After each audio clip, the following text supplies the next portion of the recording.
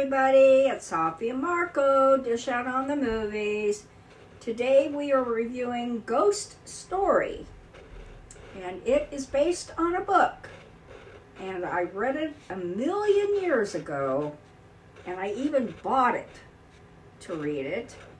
And I also saw the movie, but I didn't really remember the movie, except I knew that this one actor was in it, who was in this law school show, and of course he played a law professor, and he's very lawyerly. I mean, if you saw him in real life, he's dead now, but you would think that he was an actual lawyer.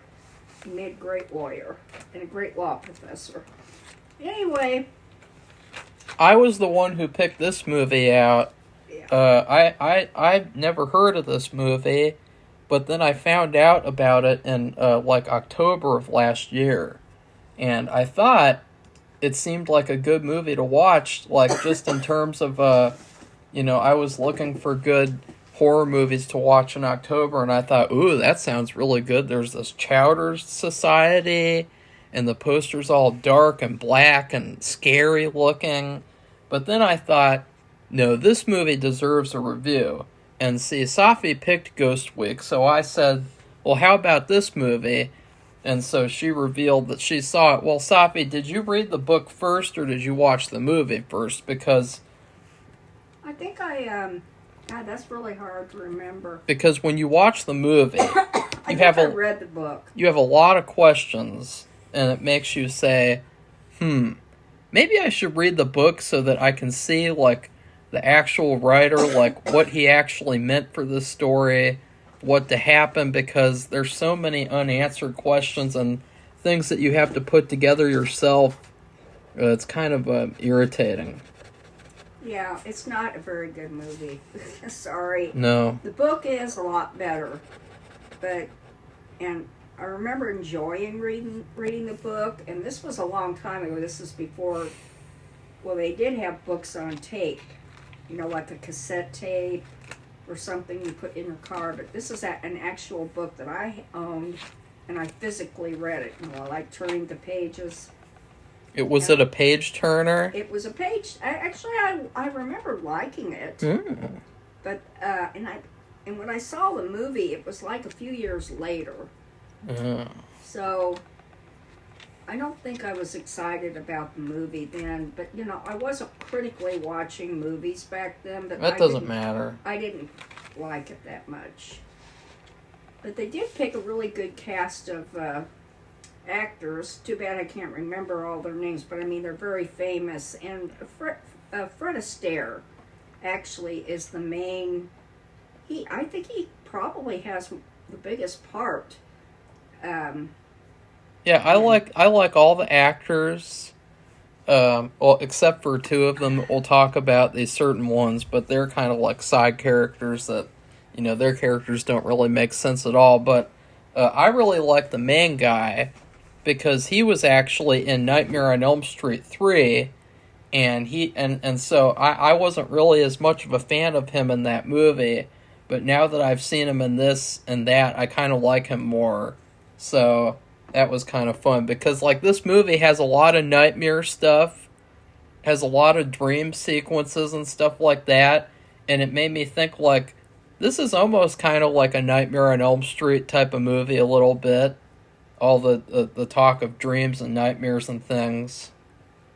Well, what I don't remember this, but why were they having nightmares all along for years and years, or was this like a period of time? I don't think there's so many things that we don't know. Yeah. And that would be one of them. I thought that these were, I don't know.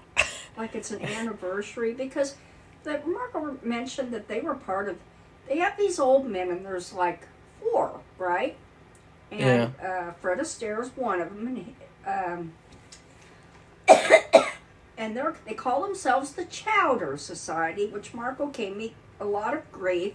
No, I'm going to do a rant about the Chowder Society. And so, you better believe it. Ricky is the character name of Fred Astaire. like I said, I think he has the biggest part of all these older men. And what they do is they get together every week or whatever. They just get together frequently, and they know each other. They all live in the same small town, which it was snowing there, and they showed a picture, and it was really like a Currier and Ives painting. It was really beautiful. And they would tell ghost stories. And if you wanted to become a member, I guess you would say, because they told this young guy that Marco knew from this previous movie, Nightmare on Elm Street, they told him he could join if he had a ghost story. That was the price of admittance. But that was the problem. We never got to see them tell him that he had to give them a ghost story. Yeah, he it did. was so random. He just barges in on their Chowder Society meeting where they're not doing anything, basically. And he's like, I'm here for the Chowder Society. I want to pay my way in. I want to buy my way into the Chowder Society with a story. And then that story takes like 5 million hours to get through. Because they have all these flashbacks. Yeah. And so his story was one big flashback. And the whole movie centers around one woman. And in the past... And she's definitely a woman, because she's naked a lot of the time in the movie, so you can tell she is a woman, so... In the past, she has one name, and in the future, she has another. And you say, future? Yes, because I don't even understand it, I can't explain it, but she's dead, and those men have something to do with it. That's the crux of the story. And she has come back. She's come back how? As a person? As a ghost? That we don't know. Have sex? And eat food? Well, let's go through it, because we're saying a bunch of random shit, I know, and it's not really connected. Of the way it was, though. That's how the movie it's not. Played out, I think. No, that's a lie. This movie was very cliche. That was one of the biggest problems with it, is that this movie has like the oldest cliche in the book of like you have these characters getting killed off, they have a mysterious past, it turns out that they accidentally murdered someone in the past, that person or someone related to that person has come back to take their revenge. Like, how many times have we seen that story over and over again? Like, that is like pretty much every slasher story, like Terror Train, at the beginning of the movie. They don't even have to get killed. Like, at the beginning of that movie, that guy, they pull the prank on him in the frat house, and then later on, people get killed off. Why? Because he wants revenge.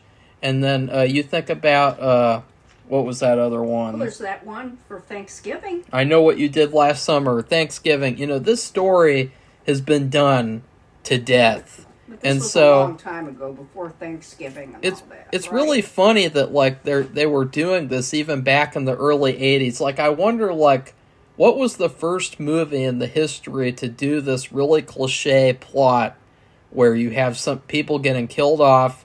Oh, twist, it turns out that the people committed a murder, and this is all about revenge. Like, ooh. I've seen that so many times. The problem, too, with the movie is that it brought up a lot more questions than it answered. Mm-hmm. And Marco said that they kind of... somebody commented on another site. Well, let's not bring that up, because this is about our review. But it did show it, because it was very... there's, like I said, more... It asked more questions than it answered. Well, let's go through why, because people are... Why? They want to know why. They want to know what questions do we have. Well, the movie starts off pretty weirdly. It just kind of thrusts you into it. There's this really hilarious scene where there's this random guy, and it is the main actor just playing his own brother. That's what I thought. They looked so much alike. And he's naked. This is the morning after he's been with his fiance. He's in some rich people apartment, and he walks up to her, and she looks like a 1950s Jello mold woman. And he gets so scared, he falls out of the window. And this part was so hilarious because when he when he falls out, it takes all the scariness, all the scares away from the scene, because you see his full male nudity wiggling around as he's falling down in a cartoonish Looney Tunes fashion, and it's probably one of the funniest shots in history of movies. Like that's how hilarious it was. Yeah, it didn't impart the effect that it wanted to. No. He was like, ah, and you know, it's like it was really, really bad. God, how embarrassing! It's the same guy. Why? What's embarrassing about it? Because they showed his whole naked body. Well, and I think he fell in. Didn't he fall into ice? I don't know. I can't remember. Whatever it was a hard landing.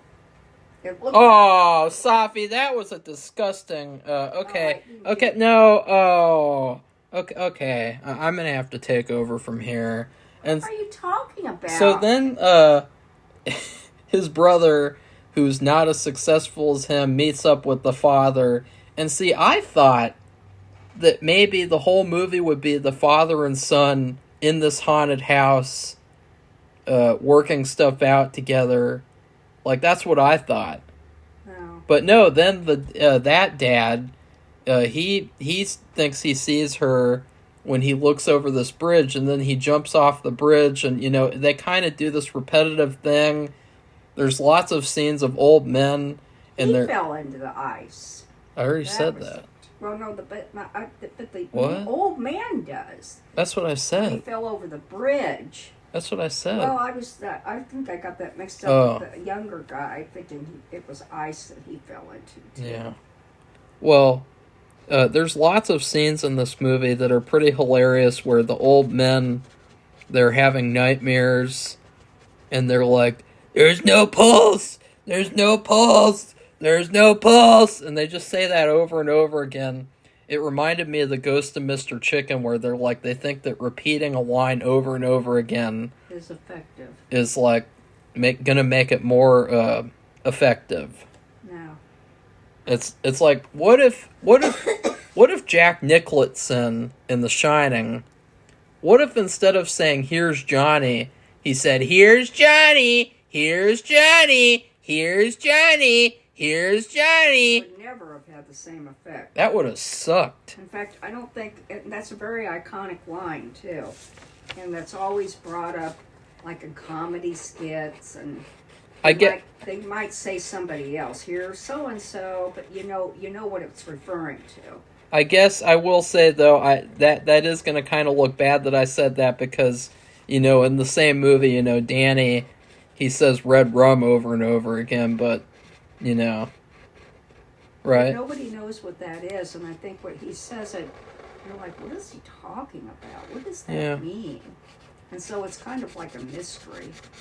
Yeah. So you're trying to figure it out. What does that mean? It's just the fact that, it is still repetition and everything, so, and so then the rest of the movie is, well, see, I thought that the movie had a pretty good setup, and I was into it. It had a great atmosphere. There were some great shots.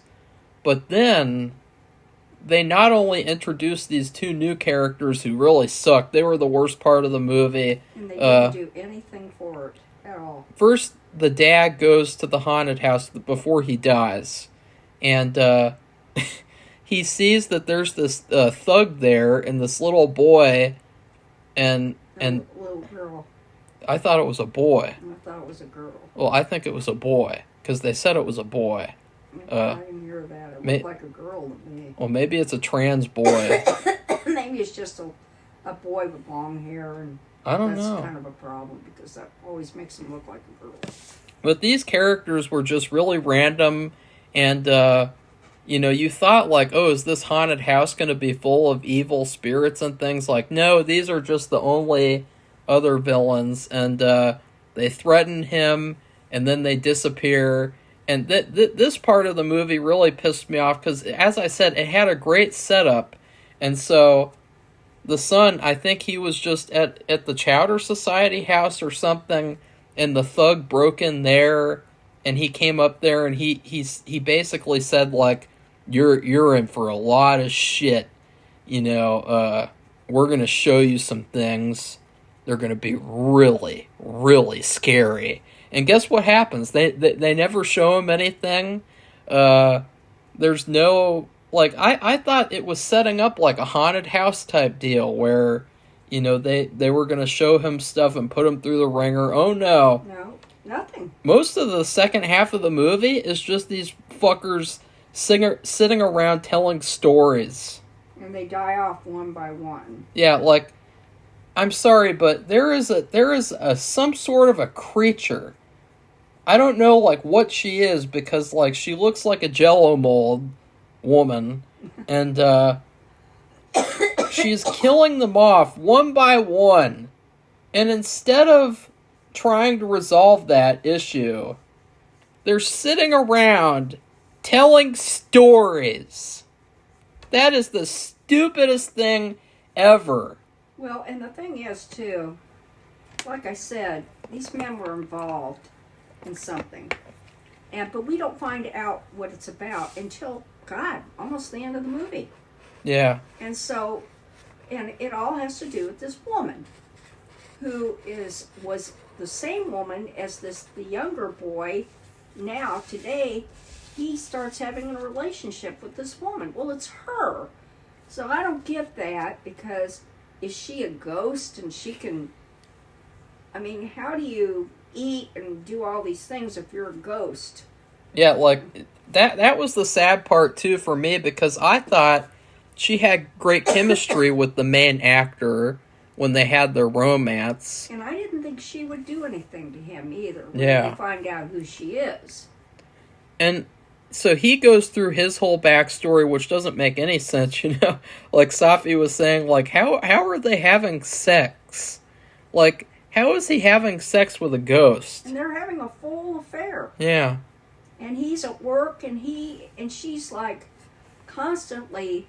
they're constantly together, so his work suffers and he gets fired. Well, that's another thing, is that we don't really know if he got fired, because... Well, it looks like it, but we're not positive. The boss says, you're not doing a very good job. You're a huge disappointment. Yeah. And then they just cut away.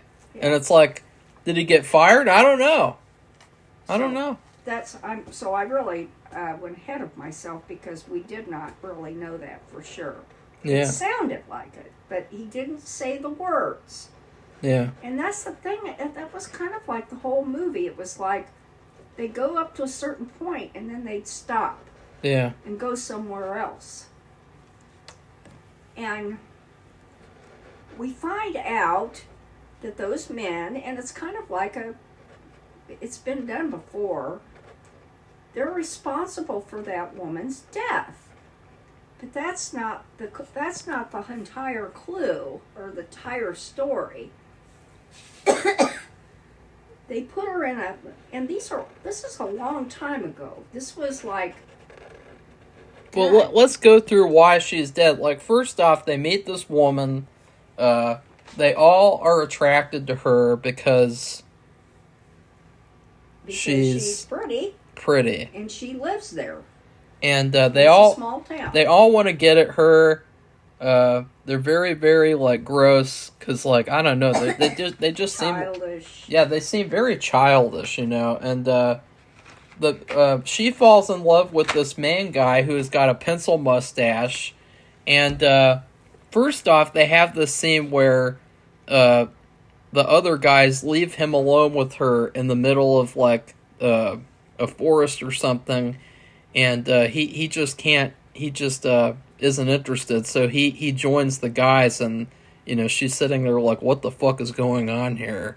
And then later on, she gets naked, and he gets naked, and he just can't do it, and and so I don't know, like, is he gay? I don't know. I don't know, because I think he had children, like, how...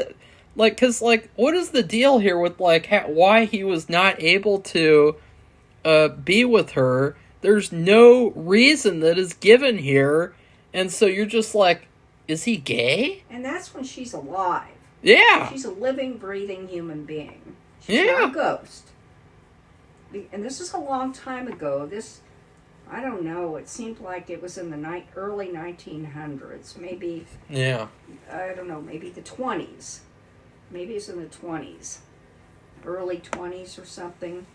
They were driving very old cars, like Model T. So whatever year that is, the Model T, that kind of a car. But of course, they were all wealthy, it appeared. And so it was a really nice one. But why was he not able to be with her? There's no reason that is given. And then they all get together at her house, and they all want to dance with her.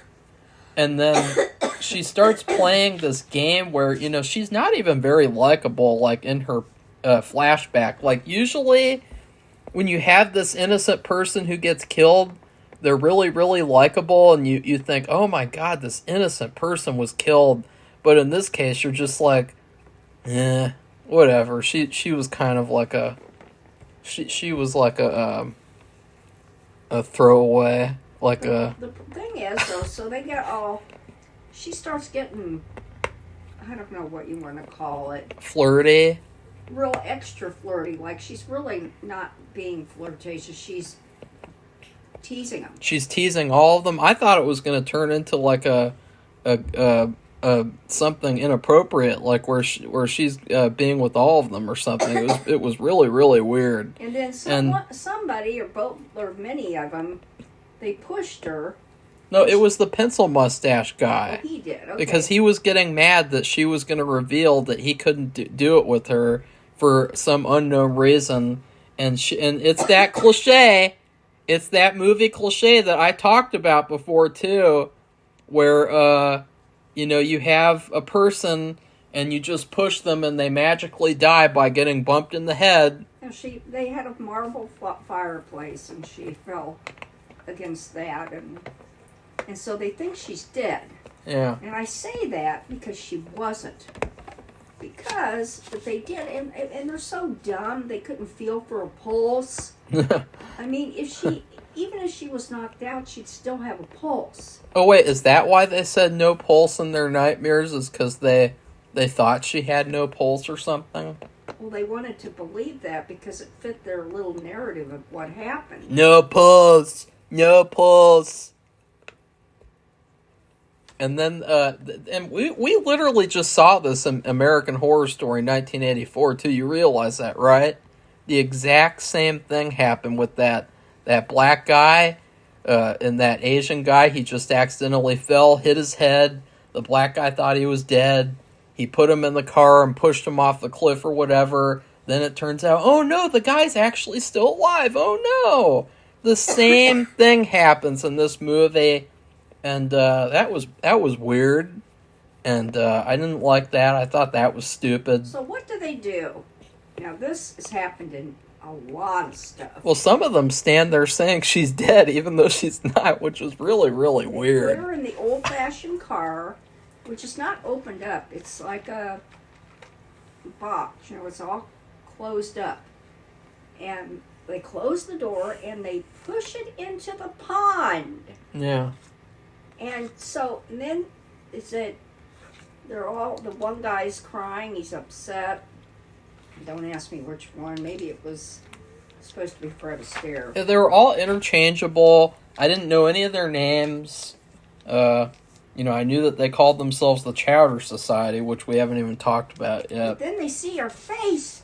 She's alive. Oh, no. And she's drowning because the car is filling up with water, so she's drowning. So they did kill her. They didn't kill her like they thought they did, but now they have really killed her. She's trapped in this car and she can't get out. Now.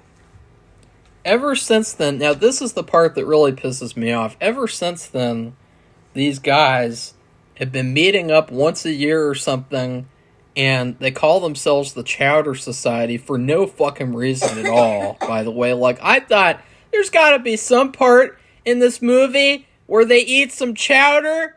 They never eat any chowder. You think they'd have it, like, every time they'd meet. Yeah, like, I thought, like, they'd all sit down around a table in front of a fireplace. The maid would come in with the chowder. They'd eat their chowder. And then they're all rich, and they all have servants. Yeah, and then they'd sit there talking about whatever. Well, they tell each other ghost stories, which is the stupidest thing. Like, hey guys, we committed a murder together, so let's sit around and tell ghost stories with each other. Like, isn't that weird? Like, it doesn't even make any sense at all. It's like, if I were in their shoes, I would want to get the woman out of the water and bury her at least, because she deserved a burial. Like, the solution to their problem was to sit around and tell ghost stories. Like, how does that make any sense at all? Like, it's just two big things. How many years have they been doing this? Yeah. Decades. Because they're all old. I mean, they're really old. And they're very famous actors, and they've been around for a while, and they're elderly men, and they're playing these parts. So back when this happened, this is when they were supposed to be very young men, maybe in their early 20s. So it's been a while, because they're probably like 70-something, 80, whatever. So they're pretty old. And so all these years, they've been alive, and they've been telling these stories. And all of a sudden, for some reason, I don't know what started it, they start getting knocked off. And there's only 4 of them. Well, she first arrived through that guy who had, he had nothing to do with anything. Like, right, the son. She came back by getting into relationship with him, and then he was like, I don't want to get married, because that's just not my thing, bro.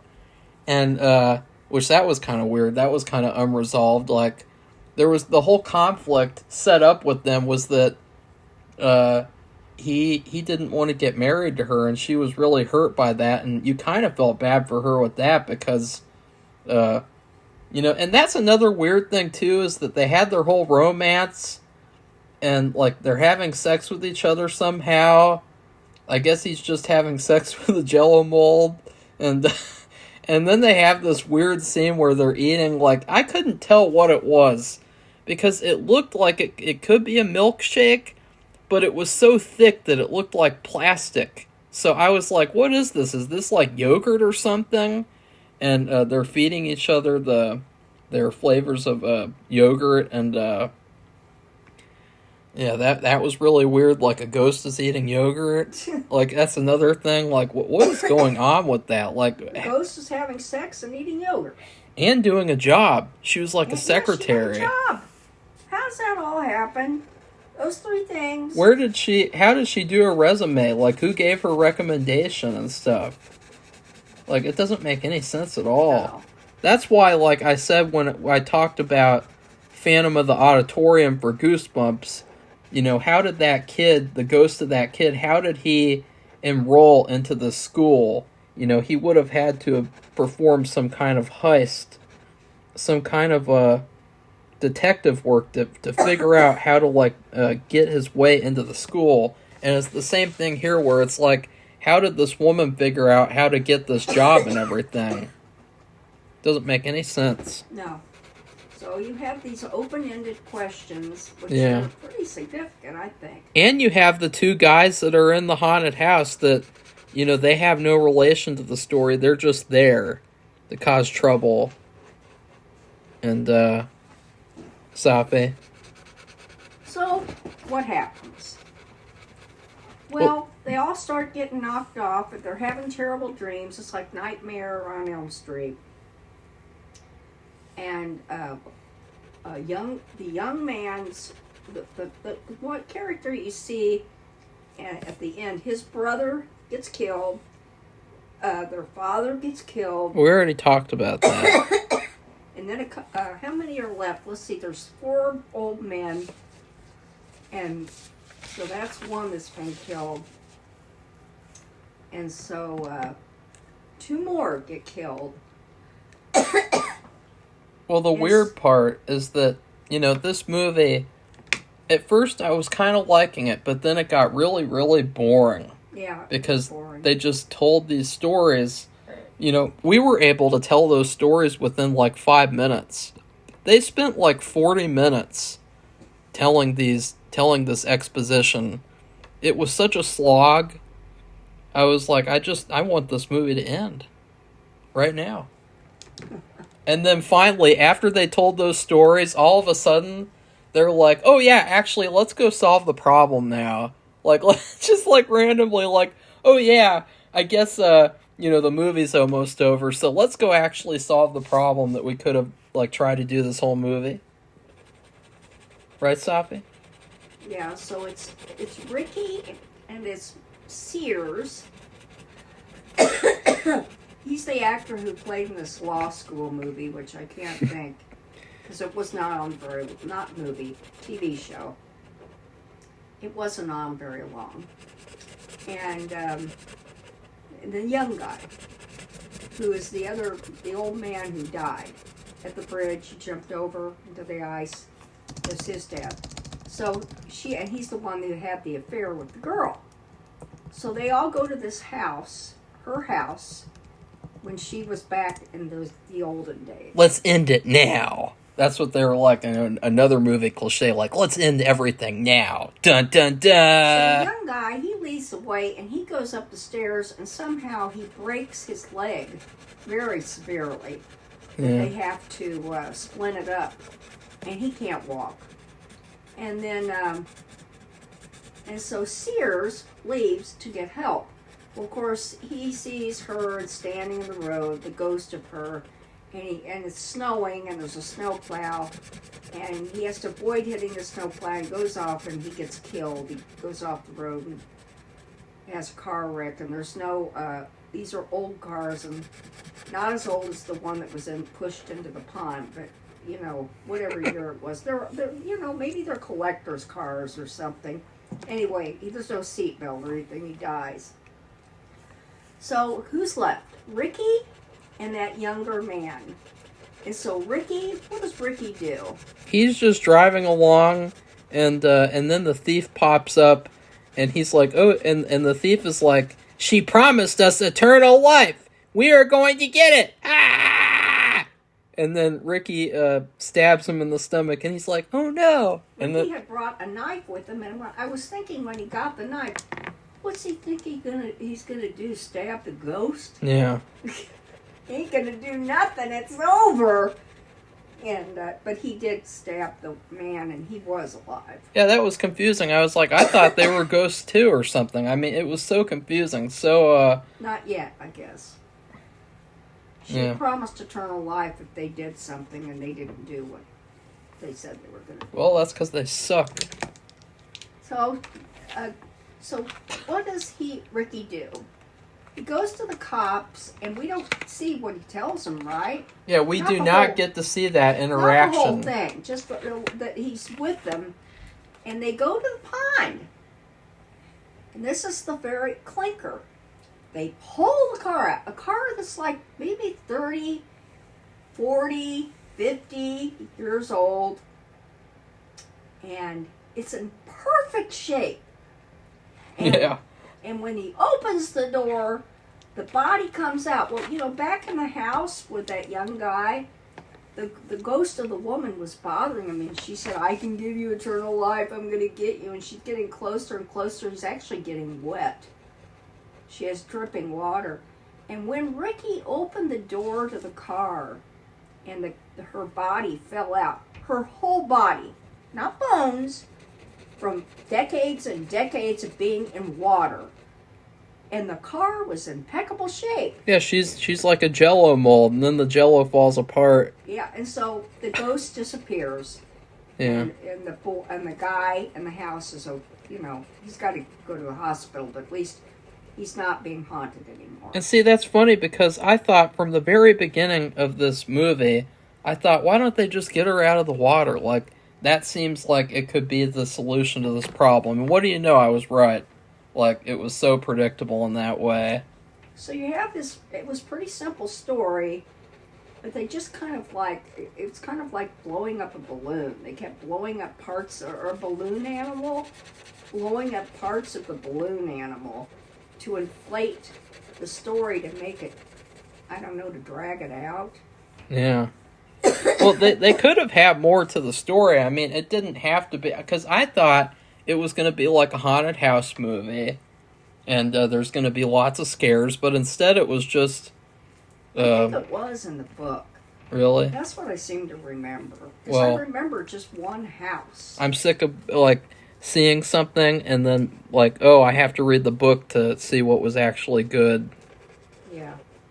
Like, I'm sick and tired of that, so... So that's it. And I thought this movie was a huge disappointment. Yeah, I gave it some vanilla pudding. Ooh. With nothing else.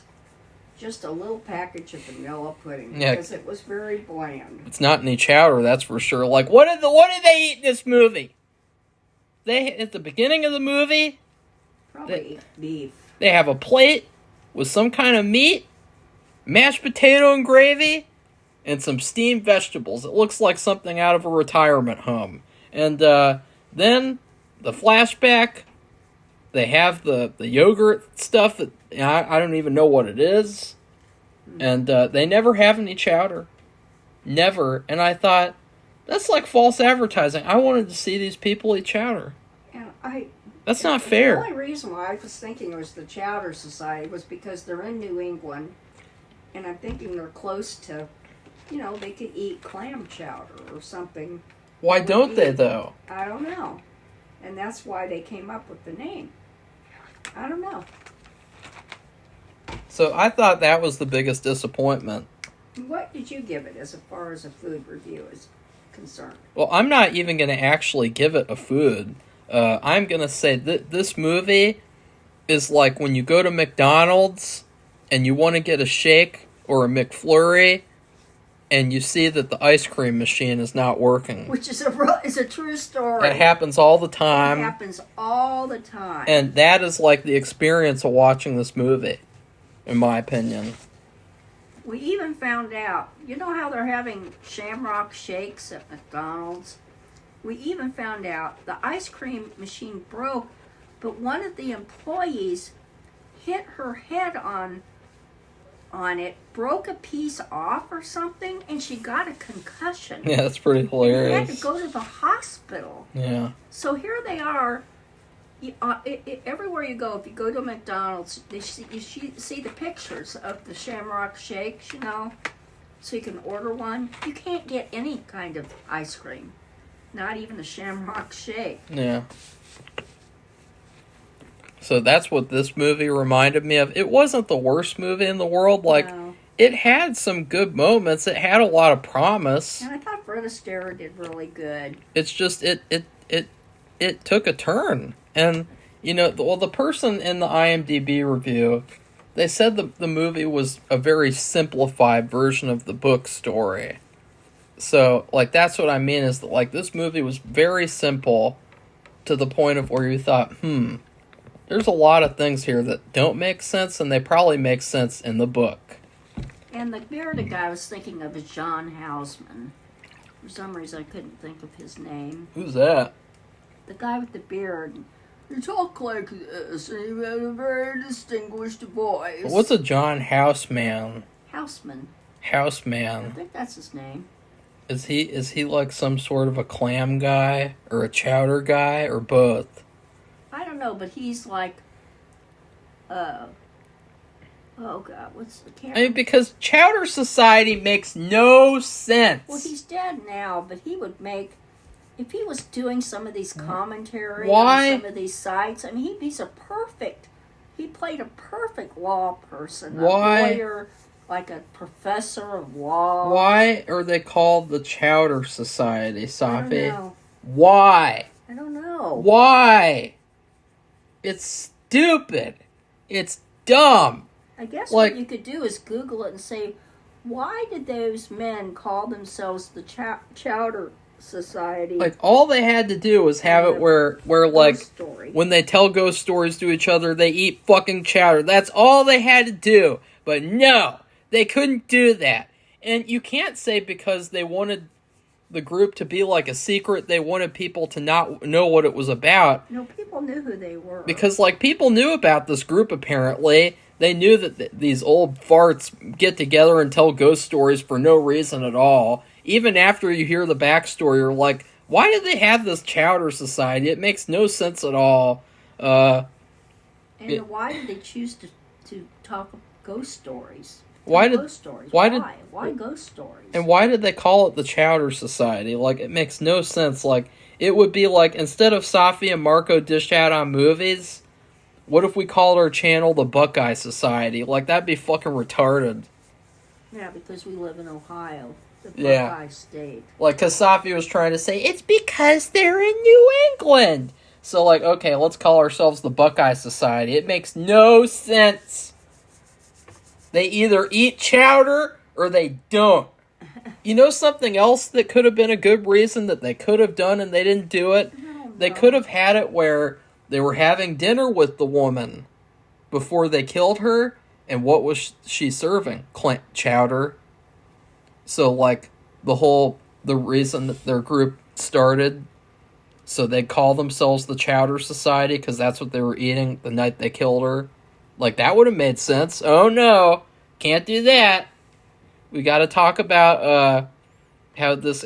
That's never resolved, too. The thing with the guy, he can't be with this woman physically for no reason. No reason. No legitimate reason. Was he gay? I don't know. I don't understand.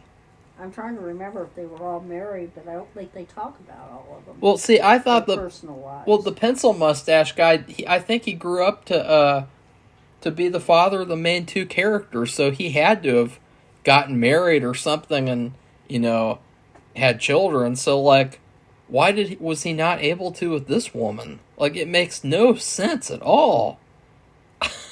It's so stupid. Well, maybe he just didn't love her and he didn't want to be with her. That doesn't make sense. He was interested in her. He was in love with her. He just couldn't be physically with her. So it doesn't make sense. Marco. But, like, why is that? Like, why would they make a movie, or why would people watch a movie like that and just be okay with it? I mean, it's bad enough they don't eat chowder. Like, why? Let's look it up. Why is the Chowder Society called Chowder Society? What's up with that? Might as well call themselves the,